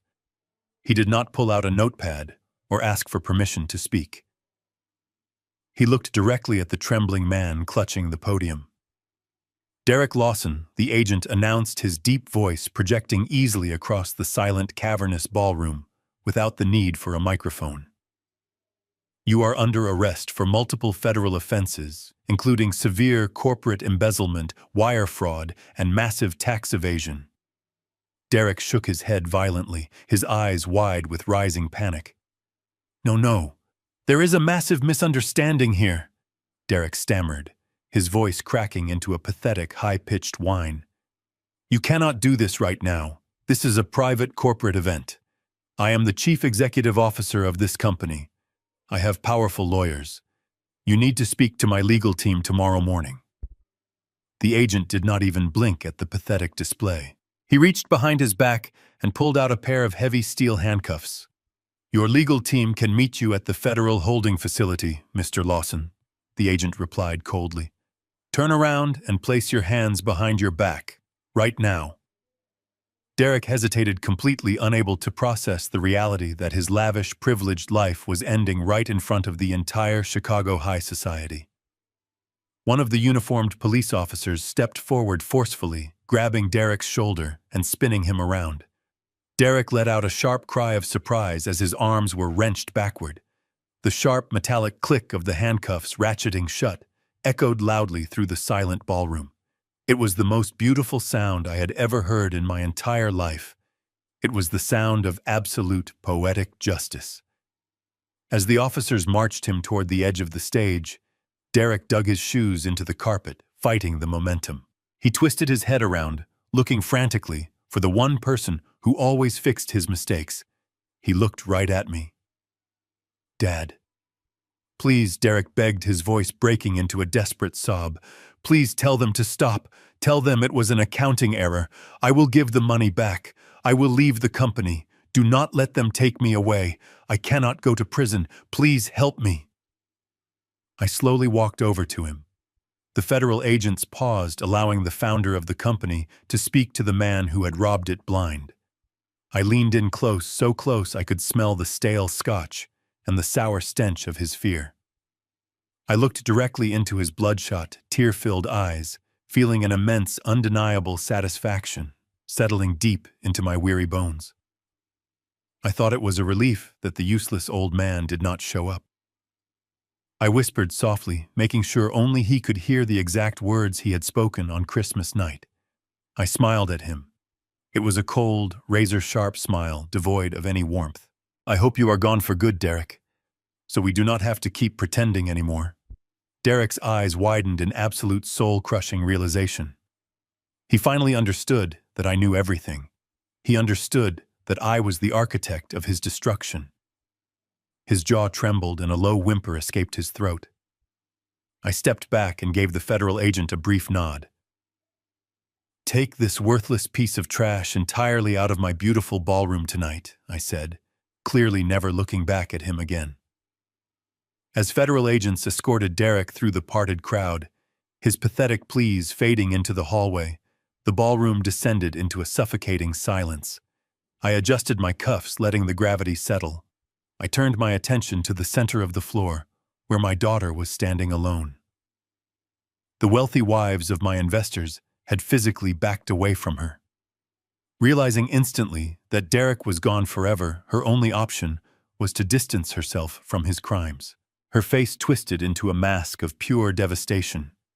She let out a theatrical sob, gathered the heavy silk of her designer dress, sprinted toward the stage, and scrambled up the velvet stairs. She threw herself at me, reaching out to grab the lapels of my tuxedo. "Dad. Oh my God. Dad," she wailed hysterically, tears streaming down her powdered cheeks. "I did not know. I swear to you, I had no idea he was doing any of this. He lied to me every single day. He used your money to buy that horrible woman a penthouse while he looked me right in the eye and told me he loved me. I am so sorry, Dad. Please, you have to believe me. I am a victim of his manipulation just like you are. I did not pull away." I stood there like a statue, carved from solid ice. Her performance was incredibly convincing. If I had not spent days listening to the secret audio feeds, I might have actually believed her. I might have wrapped my arms around her and promised to protect her. But I knew the absolute truth. I knew exactly what she was capable of. I raised my hand gently, peeling her trembling fingers off my jacket. I stepped back, creating a physical boundary. "You did not know about the Delaware Shell Company?" I asked softly, my voice carrying through the microphone. "No," she cried, shaking her head vigorously. "I would never let him steal from you. And you did not know about the blonde woman living in the luxury penthouse, I pressed further. Megan let out another dramatic sob. No, Dad, she wept. He completely destroyed our marriage. He used both of us. I looked out at the crowd. The investors were watching this family tragedy unfold with morbid fascination. It was time to pull the final curtain down on her elaborate play. I reached into my tuxedo jacket, pulled out my secure burner phone, and gave the audio-visual technician in the back of the room a sharp nod. He immediately patched the wireless feed from my phone directly into the massive sound system. I looked back down at my daughter, whose tears instantly stopped flowing. Megan, I said quietly, my voice vibrating with cold energy. You always were an incredible actress, but arrogant people always make stupid mistakes, and your husband drove a company car. I pressed play on the screen. For a brief second, there was only the faint static of a digital recording. Then the sound of the windshield wipers filled the silent ballroom. And then came the voice. It was a sharp, cynical, incredibly cold voice that every single person in that room instantly recognized. It was Megan. Oh, poor baby, her recorded voice mocked over the massive speakers. Are the consequences of your own actions finally catching up with you? Listen to me very carefully, Derek. You chose to set up a playground in the city, so you deal with the absolute headache that comes with it. Give her the extra $10,000. Take it out of the inflated maintenance budget you pulled from my father's accounts last week. Do whatever you have to do to keep her satisfied and out of sight. The entire ballroom let out a collective horrified gasp. Megan physically recoiled as if struck across the face by an invisible hand. Her eyes widened, the blood draining entirely from her complexion. She opened her mouth to speak, but no words came out. I let the recording play to the devastating end. My father is not going to notice anything, her recorded voice continued, echoing like a death knell off the marble walls. He is a tired, clueless old man who is too busy playing golf in Florida to look at a spreadsheet. Besides, we are almost at the finish line. Just keep her quiet for 3 more months until we finalize the medical paperwork. Once that is done, the entire estate is ours. Then you can have all the fun you want, and I never have to pretend to care about him ever again. I tapped the screen, cutting the audio feed. The silence that slammed into the room was absolute, deafening, and completely lethal. The social execution was flawless. The elite women who had just been admiring her diamonds were now looking at her with pure, unfiltered revulsion. She had been exposed not just as a thief, but as a treacherous monster who plotted to throw her grieving father into a locked psychiatric ward for a paycheck. The sheer weight of her public destruction finally crushed her. Megan collapsed onto her knees right there on the wooden stage. The heavy silk of her designer gown pooled around her on the floor. She wrapped her arms around her stomach, rocking back and forth, staring blankly at the ground. She did not cry this time. There were no theatrical sobs. She was completely broken. I looked down at her, feeling absolutely nothing. The love I once had for my daughter had died in that motel room. I leaned into the microphone one last time. Dr. Harrison works for me now. I whispered softly, making sure the words pierced her shattered mind. The medical power of attorney you thought I signed was a blank piece of paper. The $25 million trust has been completely dissolved and restructured. You will get absolutely nothing at all. The Iron Fortress is sealed, Megan, and now you are standing entirely on the outside. The words hung in the chilling air, a definitive end to the life she had known. Megan stared up at me from the polished wooden floor of the stage. Her makeup was ruined, tracing dark lines down her pale cheeks. She looked like a frightened child, but I no longer saw my daughter. I only saw a parasite that had finally been detached from its host. I did not raise my voice. I did not scream or curse at her. Anger requires passion, and my passion for this family had burned completely to ash. Instead, I reached into the breast pocket of my tailored tuxedo jacket. I withdrew a sleek black leather folder. It was incredibly thin, but it contained the absolute destruction of her entire world. I knelt down slightly, placing the smooth leather directly into her trembling hands. She looked at the folder as if it were a venomous snake terrified to open it, yet knowing she had absolutely no choice. The surrounding crowd of investors and socialites remained perfectly still, captivated by the cold, methodical dismantling of a woman they had envied just an hour ago. "Go ahead and open it, Megan." I instructed, my voice barely above a whisper, yet carrying the weight of a judge delivering a final sentence. Her fingers fumbled with the clasp. When she finally flipped the cover open, her bloodshot eyes scanned the top document. It was printed on thick, official corporate letterhead. "This is your formal notice of immediate termination," I explained calmly. "Both you and your husband are fired from the company effective immediately for gross misconduct, corporate fraud, and criminal conspiracy. Your company laptops, your secure access badges, and your corporate vehicles have already been permanently confiscated. You are officially unemployed, and given the public nature of your husband being dragged out in handcuffs by federal agents, I highly doubt anyone in this city will ever hire you again." A fresh wave of panic washed over her face. She tried to speak, her lips quivering, but the sheer gravity of her situation suffocated the words in her throat. She instinctively flipped to the second page in the folder, desperately hoping for some sort of severance package or financial lifeline. But there was no mercy waiting for her on the next page. What she saw was a legally binding court-approved eviction notice. Megan stared at the bold, capitalized letters at the top of the page, her mind struggling to process the meaning. "What is this?" she choked out, a single tear falling onto the crisp white paper. "It is exactly what it looks like," I replied smoothly. "You and Derek always loved parading around that beautiful $3 million mansion in Winnetka. You loved throwing lavish dinner parties and pretending you owned a piece of elite real estate. But you completely forgot one very important detail. You do not own that house. My corporate holding company owns that house. You and Derek were simply listed as tenants under a month-to-month lease agreement, a lease that I personally subsidized." Megan shook her head, her hands gripping the eviction notice so tightly, the paper began to tear.